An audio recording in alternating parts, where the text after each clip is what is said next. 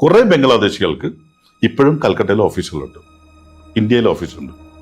ഇവിടുത്തെ കുറെ ബംഗാളികൾക്ക് കൽക്കട്ടയിൽ ഫാക്ടറികളുണ്ട്, വർക്കേഴ്സും ഉണ്ട്, ഓപ്പറേഷൻസും ഉണ്ട്. ഇപ്പോഴും ബംഗ്ലാദേശിൽ ഇപ്പോൾ ഒരു 4000 ചില്ലാനും കിലോമീറ്റർ ബോർഡർ ഉണ്ട്. നമുക്ക് 5 സ്റ്റേറ്റുകൾ നമ്മൾ കവേർഡാണ്. അപ്പോൾ ഇതിൽ കൂടെയൊക്കെ കയറാൻ തുടങ്ങിയപ്പോഴാണ് നമ്മുടെ സെൻട്രൽ ഗവൺമെന്റ് ചടകുടഞ്ഞേറ്റു. അങ്ങനെ ഈ സർ പ്രോഗ്രാം ആക്കും. SIR വന്നതോടുകൂടി ആഫീസ് കൂട്ടി. ബംഗ്ലാദേശിൽ ഒരു ഇലക്ഷൻ കഴിഞ്ഞാൽ ഒരു 500 ആൾക്കാർ കൊല്ലപ്പെടും, വിച്ച് ഇസ് നോർമൽ. പേരും ഊരും അറിയാത്ത പേപ്പറില്ലാത്ത അതിഥികളെ തിരിച്ചുവിടാനുള്ള കാരണം എന്നുള്ളൂ, സെൻട്രൽ ഗവൺമെന്റ് പട്ടാളക്കാർ അവിടെ ഇറങ്ങി ഷൂട്ട് അറ്റ് സൈറ്റ് വെച്ചു. പേപ്പറുള്ളതിന് വരിക, വോട്ട് ചെയ്യുക, പോവുക, അല്ലെങ്കിൽ ഞങ്ങൾ ഇക്കിളി ഇട്ട് വിടും എന്നായിപ്പോൾ ഭയന്ന് പോയി. ഇനി വേറൊരു സൈഡിൽ പറയാം, നിങ്ങളുടെ സീഫുഡ് ഇൻഡസ്ട്രി ഉൾപ്പെടെ there are lot of workers from Assam, Bengal, Tripura, Manipur, Meghalaya ഇങ്ങനത്തെ സ്ഥലത്തുണ്ടായിരുന്നു. They all went back. ആരും തിരിച്ചു വന്നിട്ടില്ല. വൈ? നമുക്കിന്ന് ബംഗ്ലാദേശിനെ പറ്റി സംസാരിച്ചാൽ തീർച്ചയായിട്ടും. നമ്മുടെ ആലപ്പുഴയിലെ സ്ഥലവുമായി ബന്ധപ്പെട്ട് എനിക്കൊരു കഥയുണ്ട്. ആലപ്പുഴയിൽ പിന്നെ ഞങ്ങൾക്ക് ആലപ്പുഴ കുറച്ച് സ്ഥലം ഉണ്ടായിരുന്നു, ഒരു 14 ഏക്കർ. ഞങ്ങൾക്ക് ഒരു ഫാം ഹൗസ് ഉണ്ടായിരുന്നു. അപ്പം എനിക്ക് അവിടെ മീൻ കൃഷി നടത്തണം എന്നുള്ളൊരാഗ്രഹം. കാറ്റ് ഫിഷ് കാറ്റഗറിയിൽപ്പെട്ട പങ്കേഷ്യസ് എന്ന് പറയുന്നത്, അതായത് ഏറ്റവും അധികം സംരക്ഷണം കുറച്ചു വേണ്ട ഏത് ചെളിവെള്ളത്തിലും ജീവിക്കാവുന്ന മീനെ കണ്ടെത്തി വളർത്താൻ തീരുമാനിച്ചു. അപ്പോൾ ഈ മീൻ കുഞ്ഞുങ്ങൾക്ക് പേരിടുന്നത് ഫിംഗർലിങ്സ് എന്നാണ് പൊതുവെ പറയാം. അതിന് 1 ഇഞ്ച് 2 ഇഞ്ച് 3 ഇഞ്ചിനനുസരിച്ചാണ് ഇതിൻ്റെ വില. അപ്പോൾ നമുക്ക് 14 ഏക്കറിൽ നിറയെ കുളങ്ങളുണ്ട്. ഈ കുളങ്ങളിലേക്ക് ഇടാൻ നമുക്ക് 2 ലക്ഷം 3 ലക്ഷം ഫിംഗർലിങ്സ് വേണം. അത് 1 ഇഞ്ചാണെങ്കിൽ 1.5 രൂപ ഒരു മീനിന്, 2 ഇഞ്ചാണെങ്കിൽ 3 രൂപയാവും, 3 ഇഞ്ച് അതിൻ്റെ വില കൂടിക്കൊണ്ടിരിക്കും. അപ്പോൾ നമ്മൾ ഈ കുളമെല്ലാം ഒരുക്കി കഴിഞ്ഞിട്ട് ഈ വാള മീനിൻ്റെ കുഞ്ഞുങ്ങളെ അന്വേഷിച്ചപ്പം എങ്ങും അവൈലബിൾ അല്ല. അപ്പോൾ അതിൻ്റെ കാരണം എന്താണെന്ന് ചോദിച്ചാൽ, ഏകദേശം ഒരു 10-12 വർഷം മുമ്പാണ് കഥ. മോഡി ഇന്ത്യയിൽ അധികാരത്തിൽ വന്നു. മോഡി ഇന്ത്യയിൽ അധികാരത്തിൽ വന്നു കഴിഞ്ഞപ്പോൾ ബംഗ്ലാദേശും ഇന്ത്യയുമായുള്ള ബോർഡർ ഫിക്സേഷൻ്റെ ചില തർക്കങ്ങളോട് ഞാൻ ചോദിച്ചു, ഈ ബോർഡർ ഫിക്സേഷൻ്റെ തർക്കവും മീനും തമ്മിൽ എന്ത് ബന്ധം? അപ്പോൾ എനിക്കിത് അറിയാനുള്ളൊരു താല്പര്യം. അപ്പോഴാണ് ഈ മീൻ കുഞ്ഞുങ്ങൾ വരുന്നതിൻ്റെ കഥ മനസ്സിലാക്കി. ബംഗ്ലാദേശിലെ ചെറിയ ചെറിയ വീടുകളിലും അവിടെ ഇവിടെയുള്ള അവിടെ മീൻ കുഞ്ഞുങ്ങളെ എല്ലാവർക്കും ഉൽപ്പാദിപ്പിക്കാൻ പറ്റില്ല. ഉൽപ്പാദിപ്പിക്കുന്ന ആൾക്കാർ ഇത് തലച്ചുമടാതായി അതിർത്തിയിലെ മാർക്കറ്റിൽ കൊണ്ടുവന്ന് ജീവനോടെ വിൽക്കും. ഇതിനെ ഏജൻസ് കളക്ട് ചെയ്യും. ഭയങ്കര രസമാണ്, നോക്കിയോണം. ബംഗ്ലാദേശിൽ ജനിക്കുന്ന മീൻ കുഞ്ഞുങ്ങൾ എന്നിട്ട് സാധാരണ ഇത്തരത്തിലുള്ള മീനുകളെയൊക്കെ കൊണ്ടുവരുന്നത് ഫ്ലൈറ്റുകളിലാണ്. ഓക്സിജൻ നിറച്ച പ്ലാസ്റ്റിക് കവറുകളിലാക്കിയിട്ട് ഒരു സമയത്തിനുള്ളിൽ എത്തിക്കും. ഇപ്പോൾ മലേഷ്യയിൽ നിന്ന് അവിടുന്ന് ഇവിടുന്നൊക്കെ വളർത്തു മീൻ കുഞ്ഞുങ്ങളെ കൊണ്ടുവരാറുണ്ട്. പക്ഷേ ഈ പങ്കേഷ്യസിൻ്റെ പ്രോബ്ലം എന്ന് പറഞ്ഞാൽ ഇത് ഈ മുഷി കാറ്റഗറി ആയതുകൊണ്ട് ഇതിന് കൊമ്പുണ്ട്. അപ്പോൾ ഈ കവർ പൊട്ടി ഓക്സിജൻ പോയി ചത്തുപോകും. അപ്പോൾ ഇവരതിന് ചെയ്യുന്ന മാർഗം കേട്ടാൽ നമ്മൾ ഞെട്ടിപ്പോകും. അതായത് വലിയ ലോറിയിൽ ടാർപ്പ വിരിച്ചിട്ട് അതിൽ വെള്ളം നിറയ്ക്കും. അല്ല, കവേർഡല്ല, കവേർഡിനകത്ത് ചത്തുപോകും. അതായത് ലോറി, സാധാരണ ലോറി, അതായത് ലോറിയിലെ സ്വിമ്മിംഗ് പൂള്.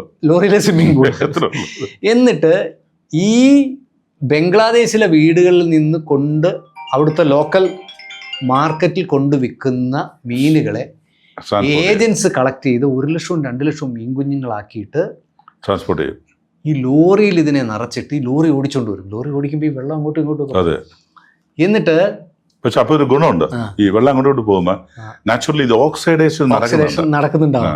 എന്നിട്ട് ഇതൊരു 6-7 ദിവസമായിട്ട് ഇത് കേരളത്തിൽ എത്തുന്നതിനിടയ്ക്ക് എല്ലാ ദിവസവും പല സ്ഥലത്ത് വെച്ച് ഈ വെള്ളം മാറി ഇവിടെ വരുമ്പോൾ പോലും ഈ മീൻ കുഞ്ഞുങ്ങൾ ആരോഗ്യവാന്മാരായിട്ട് ഇരിക്കും എന്നുള്ളതാണ്. അതിനെയാണ് നമ്മൾ ആലപ്പുഴ ഫാമിലിട്ട് വളർത്തി. അപ്പൊ ഈ രാജ്യാതിർത്തിയുടെ വിഭജനവും രാജ്യത്തിന്റെ ബോർഡർ ഫിക്സേഷനും വാളമീൻ്റെ കഥയും ഒക്കെ ആയിട്ട് ഭയങ്കര ബന്ധപ്പെട്ടിരിക്കുന്നു. ഇന്ത്യയും ബംഗ്ലാദേശും തമ്മിൽ നമ്മൾ അതിർത്തി വീടുകളുമായിട്ട് നോക്കുമ്പോൾ ഒന്നുമല്ല ഒരു മതിലോ ഒരു കല്ലോ അല്ലെങ്കിൽ നമ്മൾ ചെടി വെച്ചൊരു വേലിയെങ്കിലും നമുക്ക് കാണാൻ പറ്റും. ഇവിടെ ഒന്നുമില്ല. ഇന്ത്യ ഏതാ ബംഗ്ലാദേശ് ഏതാന്ന് തിരിച്ചറിയാൻ പറ്റാത്ത പോലെ അപ്പുറം ഇപ്പുറം ആൾക്കാർ നിൽക്കുകയാണ്. അപ്പുറത്തെ ആൾക്കാർ വേലിയിടുന്നത് തടയാൻ പോകുന്നു. അപ്പോൾ ഈ പല സ്ഥലത്തും സഞ്ചരിക്കുകയും ബിസിനസ് ചെയ്യുകയൊക്കെ ചെയ്ത ഒരാളെന്നുള്ള രീതിയിൽ എന്താണ് അങ്ങയുടെ ഒരു എക്സ്പീരിയൻസ്? ഞാൻ ഒരുപാട് യാത്ര ചെയ്തിട്ടുള്ള രാജ്യം, ഒരുപാട് കച്ചവടം ചെയ്തിട്ടുള്ള രാജ്യം. ഞാൻ ഈ മീൻ കച്ചവടത്തിനെ സംബന്ധിച്ചിട്ട് ധാക്കയിലും ഗുൽനയിലൊക്കെ ഒരുപാട് യാത്ര ചെയ്തിട്ടുണ്ട്. കുറച്ചൊക്കെ അതിർത്തി പ്രദേശത്ത് പോയിട്ടുണ്ട്. ഇപ്പോൾ നിങ്ങൾ പറഞ്ഞ മാതിരി തന്നെ ഈ എനിക്ക് തോന്നുന്നു 1971 തോന്നുന്നു ബംഗ്ലാദേശിന് സ്വാതന്ത്ര്യം കിട്ടുകയൊക്കെ ചെയ്തത്. അതിൻ്റെ ഫ്രം ആഫ്രിക്ക, അതിന് ഞാൻ രാഷ്ട്രീയത്തിലേക്ക് പോകുന്നില്ല. ആഫ്രിക്ക അല്ല, പാകിസ്ഥാൻ. സോറി പാകിസ്ഥാൻ ഈസ്റ്റ് പാകിസ്ഥാൻ എന്നറിയപ്പെടുന്നല്ലോ. നമ്മളെ ഒരു കൈത്താളത്തിൽ നമ്മുടെ ഇന്ദിരാഗാന്ധിജിയുടെ സൈന്യം പോയി അടിച്ച് ഒരു താലത്തിൽ വെച്ചു കൊടുത്ത രാജ്യമാണ് ബംഗ്ലാദേശ്.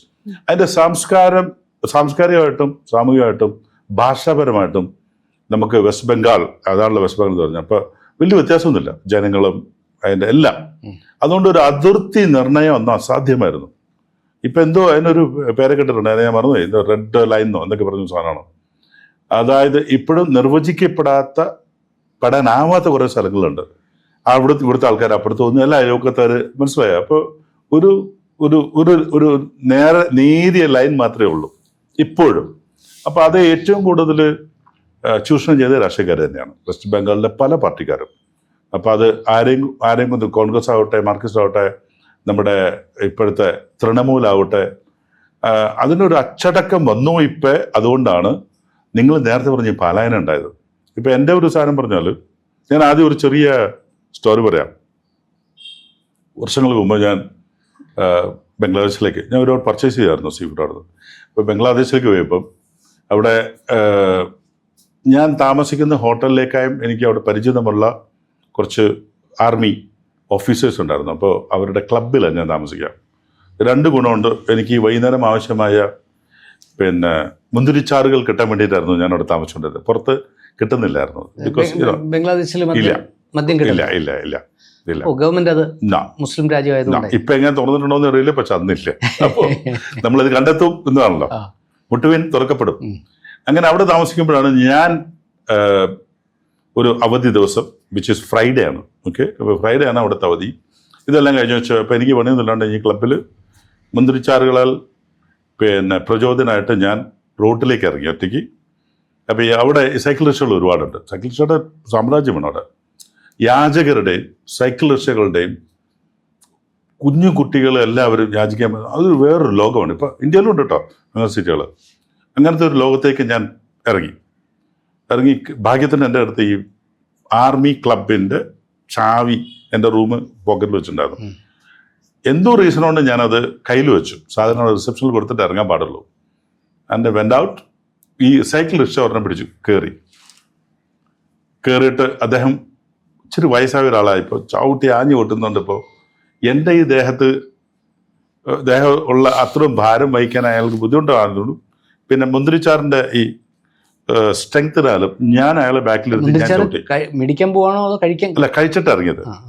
പിന്നെ ഒരു സോഷ്യലിസ്റ്റും പുറത്തു വന്നു. പിന്നെ സോഷ്യലിസ്റ്റും മാർക്സിസ്റ്റും എല്ലാം പുറത്തേക്ക് വരും. അങ്ങനെ ഞാൻ ഇദ്ദേഹത്തിന് ബാക്കിലിരുത്തി ഞാൻ ചവിട്ടാൻ തുടങ്ങി. സോ ആ ക്ലബ്ബ് എനിക്കിപ്പോഴും ഓർമ്മയുണ്ട്. അതിങ്ങനെ ഇറങ്ങി ഒരു മെയിൻ റോഡ്, ഇപ്പോൾ സംതിങ് ലൈക്ക് MG റോഡ് എന്ന് വിചാരിച്ചോ, അതിനകത്തേക്ക് കയറി അങ്ങ് ചെല്ലുമ്പോൾ വിശാലമായ റോഡ്, അധികം വലിയ വണ്ടികളൊന്നുമില്ല. എന്നിരുന്നാലും അപ്പോൾ ആവശ്യക്കാൻ പറ്റിയിട്ട് ഞാൻ അങ്ങ് ചവിട്ടി.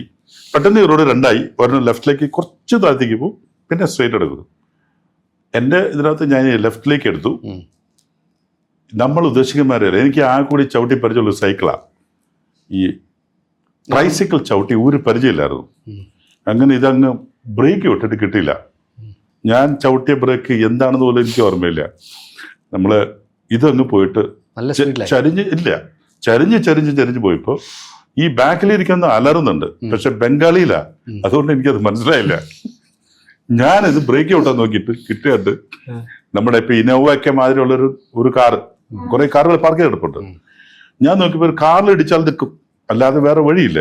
സ്പീഡിൽ പോയിക്കൊണ്ടിരിക്കുക. നേരെ പോയിട്ട് ഈ കാറിന്റെ ഉറച്ച് ഈ ഇങ്ങേയറ്റത്തിന്റെ അങ്ങേയറ്റം ബോണറ്റ് വരെയുള്ള ഉരച്ചിട്ട് എൻ്റെ ഗ്ലാസും തകർത്ത് വണ്ടി നിന്നു.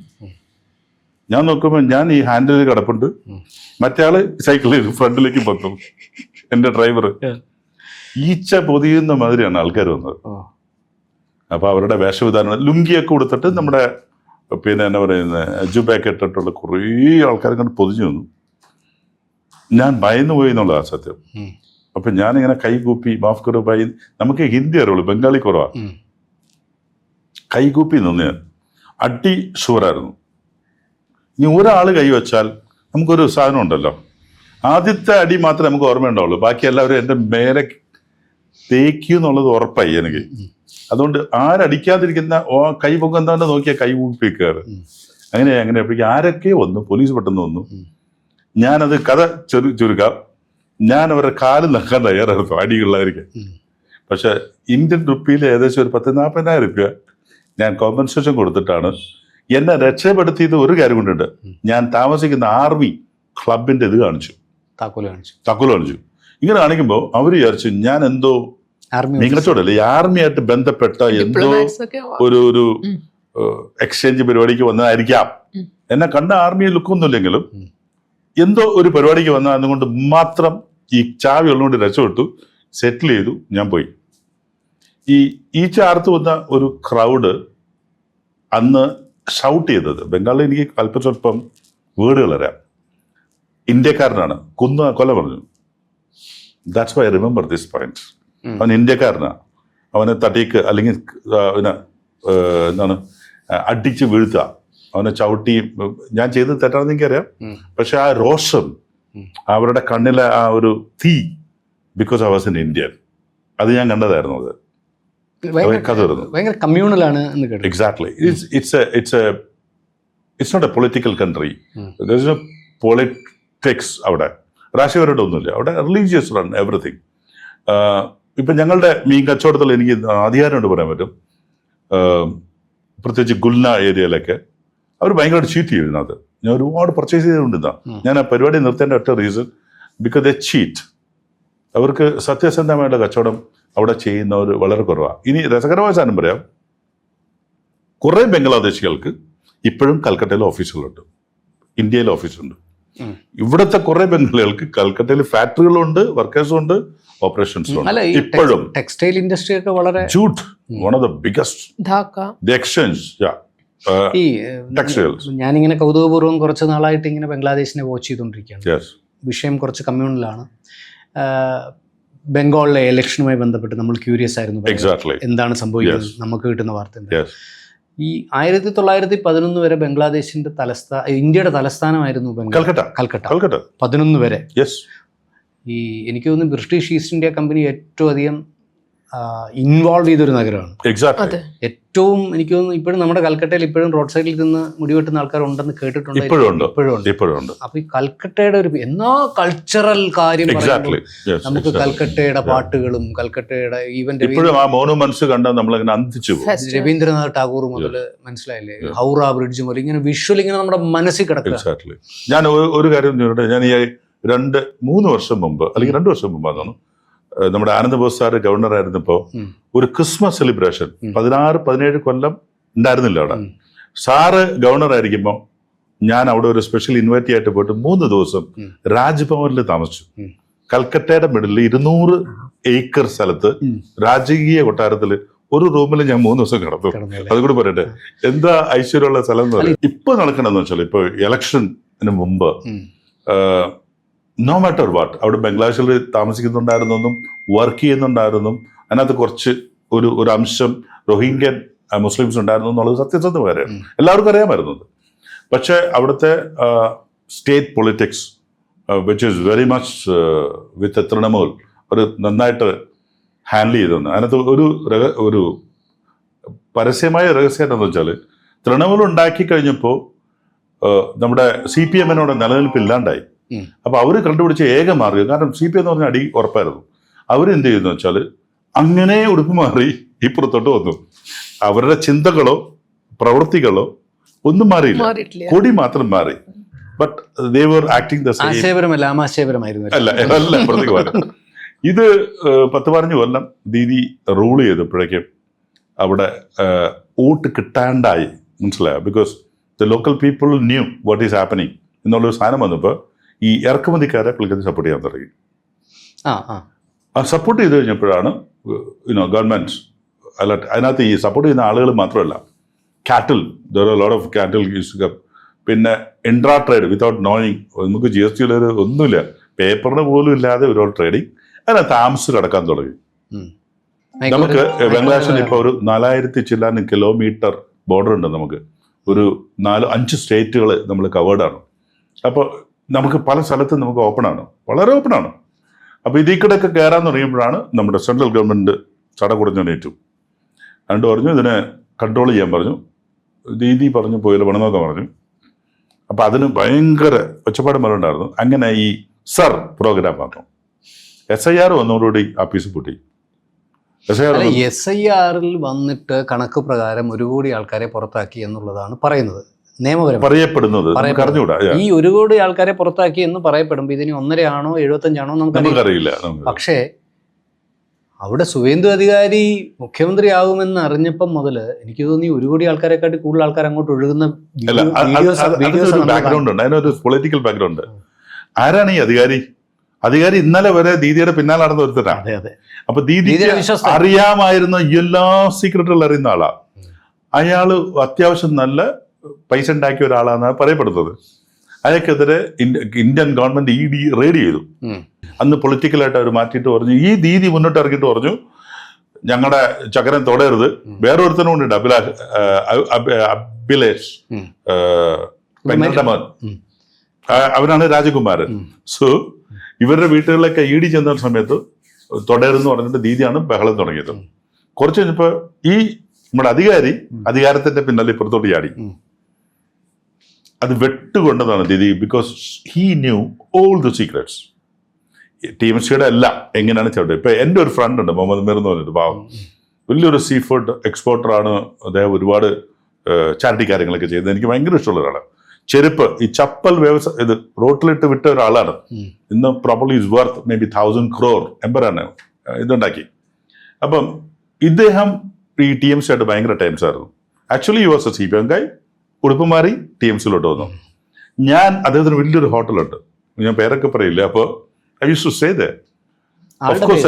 ആളുടെ പേര് പറയാം, ഒരു അറിയാണ്ട് പറഞ്ഞു. അപ്പൊ ഇദ്ദേഹത്തിന്റെ കമ്പനിയിൽ ഞാൻ അടുത്ത കാലത്ത് ചെന്നപ്പോൾ പറഞ്ഞു, ഐ സ്റ്റോപ്പ് വിത്ത് TMC. വളരെ സിമ്പിൾ റീസൺ, പിരിവിന്റെ കളിയായിരുന്നു, കൊണ്ടപ്പിരിവ. അവര് റിക്വസ്റ്റ് ചെയ്യില്ല, ഇത്ര ചീട്ട് കൊടുത്തോട്ടുണ്ട്, പണം കൊടുത്തോട്ടുണ്ട്, ഇത്രേ ഉള്ളൂ, ഡിമാൻഡാണ്. അങ്ങനെ ഇപ്പൊ എല്ലാവരും തിരിഞ്ഞു. അപ്പോഴും ദീദി വിചാരിച്ചു ഈ support the Bangladeshis, she can still make the vote ചെയ്യാനുള്ള എല്ലാം സെറ്റ് ചെയ്തു. പക്ഷേ SIR ഒന്നും മാത്രമല്ല, മറ്റേ വോട്ട് ചെയ്യുന്ന യന്ത്രം സുനാപ്പിയും കൂടി വന്നതോടുകൂടി അവിടെ നിങ്ങൾ കേന്ദ്ര ഗവൺമെന്റിന്റെ കാവൽപ്പടയും കൂടി വെച്ചതോടുകൂടി പൂട്ടി. ഒരു നിങ്ങൾ ഇലക്ഷന്റെ ബാക്കിലോട്ട് ഒന്ന് തിരിഞ്ഞോട്ടെ, ഒന്ന് സെർച്ച് ചെയ്ത് നോക്കിയേ. പോസ്റ്റ് ഇലക്ഷൻ, പോസ്റ്റ് ഇലക്ഷൻ ബംഗ്ലാദേശിൽ ഒരു ഇലക്ഷൻ കഴിഞ്ഞാൽ ഒരു 500 ആൾക്കാർ കൊല്ലപ്പെടും, വിച്ച് ഇസ് നോർമൽ, മിനിമം ആണ് പറയുന്നത്. അങ്ങോട്ടും ഇങ്ങോട്ടും നോക്കി കഴിഞ്ഞാൽ ആ ഒരാഴ്ച ഒരു അല്ലെങ്കിൽ ഒരു മാസം ഒരു 500-ൽ അധികം റിപ്പോർട്ടഡ് കില്ലിംഗ് ഉണ്ടാവും. ഈ കൊല്ലത്തിൽ പേരുണ്ടായിരുന്നു 2 പേരോ 5 പേരോ 10 പേരോ. അത് കഴിഞ്ഞിട്ടാണ്, ഇലക്ഷൻ കഴിഞ്ഞിട്ടാണ്. അവർക്ക് സഹിക്കാൻ പറ്റേണ്ട ഈ അധികാരിയുടെ പിയ്യനെ തന്നെ അടുത്ത് തട്ടി കളഞ്ഞവർ. ഓക്കെ, സോ അപ്പൊ ഇതാരാ ചെയ്യുന്നത്? ഈ കയറി വരുന്ന നമ്മുടെ എന്താണ് അതിഥികൾ, ഒരു പേരും ഊരും അറിയാത്ത പേപ്പറില്ലാത്ത അതിഥികളെ തിരിച്ചുവിടാനുള്ള കാരണം എന്നുള്ളൂ, സെൻട്രൽ ഗവൺമെന്റ് പട്ടാളക്കാർ അവിടെ ഇറങ്ങി ഷൂട്ട് അറ്റ് സൈറ്റ് വെച്ചു. പേപ്പറുള്ളതിന് വരിക, വോട്ട് ചെയ്യുക, പോവുക, അല്ലെങ്കിൽ ഞങ്ങൾ ഇക്കിളി ഇട്ട് വിടും എന്നായിപ്പോൾ ഭയന്ന് പോയി. ഇനി വേറൊരു സൈഡ് പറയാം, നിങ്ങളുടെ സീഫുഡ് ഇൻഡസ്ട്രി ഉൾപ്പെടെ there are lot of workers from Assam, Bengal, Tripura, Manipur, Meghalaya, ഇങ്ങനത്തെ സ്ഥലത്തുണ്ടായിരുന്നു. They all went back. ആരും തിരിച്ചു വന്നിട്ടില്ല. വൈ? അത് കേരളത്തിലെ ഭയങ്കര ഷോർട്ടേജാ. നോട്ട് ഓൺലി ഫോർ കെട്ടിട പണിക്ക് മാത്രമല്ല, സീ ഫുഡ് എന്നല്ല, hotel, everywhere the shortage. Why they are not coming back at 2 reasons. They scared. ഒന്ന്, ഈ സാറുമാർ എന്തെങ്കിലും നിയമം പറ്റും, അവരുടെ വീടും കൂടിയാക്കണം. അവർ ഇവിടുത്തെ പൈസ കൊണ്ട് നല്ല സ്ഥലം വാങ്ങിച്ചു, നല്ല കെട്ടിടങ്ങളുണ്ടാക്കി. Now they don't want to come back. Reason, they want to protect their land, protect their wealth. അത്രയേ ഉള്ളൂ അല്ലേ? കുടുംബം അല്ല. രണ്ടാമതൊരു കാര്യം കൂടെ ഉണ്ട്.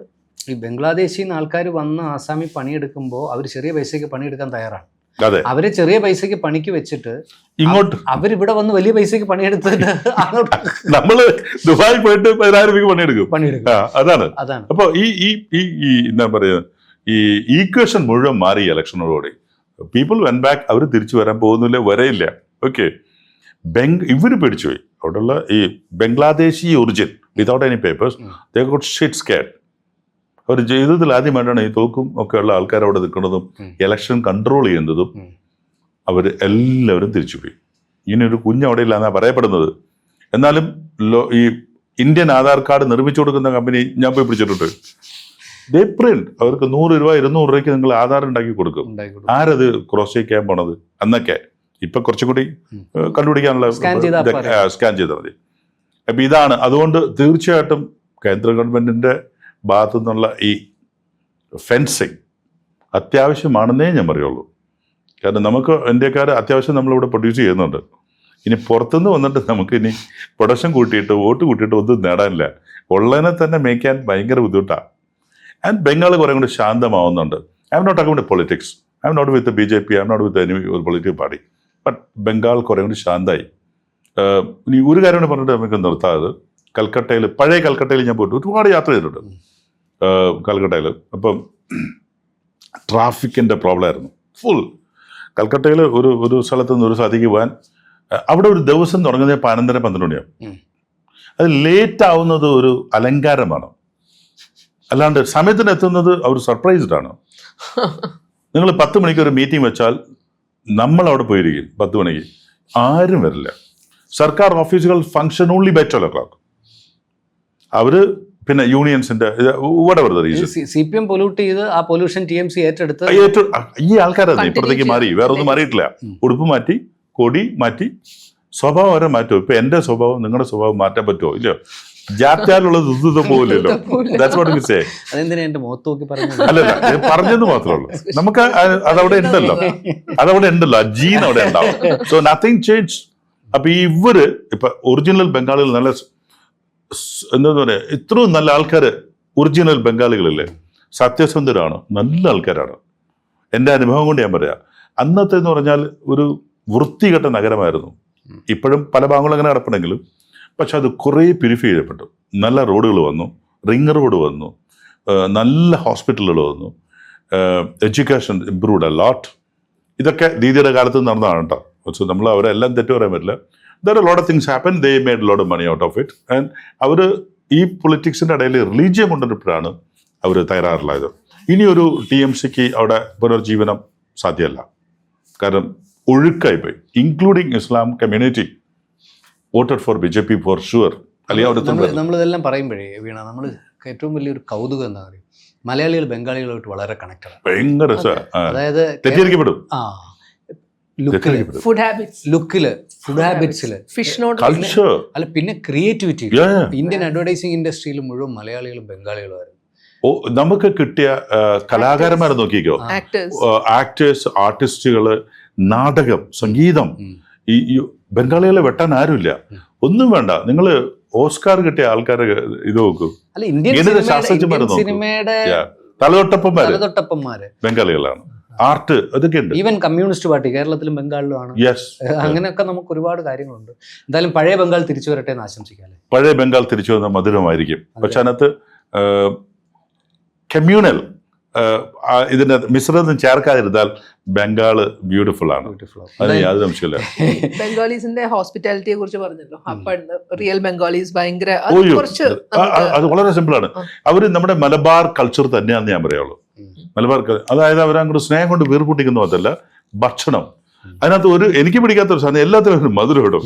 അത് മാത്രം എനിക്ക് മധുരം ഇടും. മധുരമില്ലാത്ത ഒന്നുമില്ല. അതുപോലെ എനിക്ക് റോഡ് സൈഡിൽ നിന്ന് കൽക്കട്ടയിൽ നിന്ന് ഭക്ഷണം കഴിക്കാൻ ഭയങ്കര ഇഷ്ടമാണ്. ഇന്നും നിങ്ങൾ വിചാരിക്കും ഒരു കമ്പനിയുടെ CEO or president of the company still go stop the car, he get down, go to street and they will have meal. ഇപ്പോഴും വേറൊരു സാധനം അവിടെ മഡ്ച എന്ന് പറഞ്ഞാൽ നമ്മുടെ കപ്പിൽ, ഇപ്പൊ നമ്മുടെ ചെറിയ കപ്പിൽ പകരം മഡ് കൊണ്ടുണ്ടായ കപ്പിലാണ് ചായ തരാ. എനിക്കത് ഭയങ്കര ഇഷ്ടമാണ്. തിളപ്പിച്ചിട്ട് ഇച്ചിരി ഉള്ളൂ, എല്ലാം കൂടി ഒരു 20-30 ml തരുന്നുള്ളൂ. പക്ഷെ ദാറ്റ് ക്ലാസ്. ഇതെല്ലാം കഴിഞ്ഞിട്ട് അവര് രസഗുള എന്ന് പറഞ്ഞ ഒരു സാധനം തരും. ഈ രസഗുള എന്ന് പറയുന്ന സാധനം വലിയ ഗുളയാണ്. ഈ കാലറി അടിച്ച് കയറിയെങ്കിലും അത് തിന്നാതെ നമുക്ക് വരാൻ പറ്റത്തില്ല. എന്തായാലും നമുക്കിത് പര്യവസാനിപ്പിക്കാം. 40,000 രൂപ കൊടുത്തോണ്ട് ബംഗ്ലാദേശികളുടെ അടിപേടിച്ചില്ലല്ലോ എന്നുള്ളത് ഞാൻ കൈകൂപ്പി നിന്നിട്ട് അവിടുന്ന് രക്ഷപ്പെട്ടത്. പക്ഷെ എനിക്ക് അടി ഉറപ്പായിരുന്നു, കാരണം ഞാൻ ഇന്ത്യക്കാരനായ എന്റെ പേരില്. അവിടെ ചീറ്റിംഗ് ഒക്കെ ഏത് ലെവലാണ്? അത് ഞാൻ വേറെ സമയത്ത് ക്ലാസ് എടുത്ത് തരാം, എങ്ങനെയൊക്കെ ചെയ്യാൻ പറ്റുന്നുള്ളത്. ഒരുപാട് അനുഭവങ്ങളുണ്ട് എനിക്ക്. എനിവേ, താങ്ക് യു ജോൾച്ച. You are welcome. ബംഗ്ലാദേശിന് വേണ്ടി നമുക്കെല്ലാം പ്രാർത്ഥിക്കാം. Okay, thank you so much. By.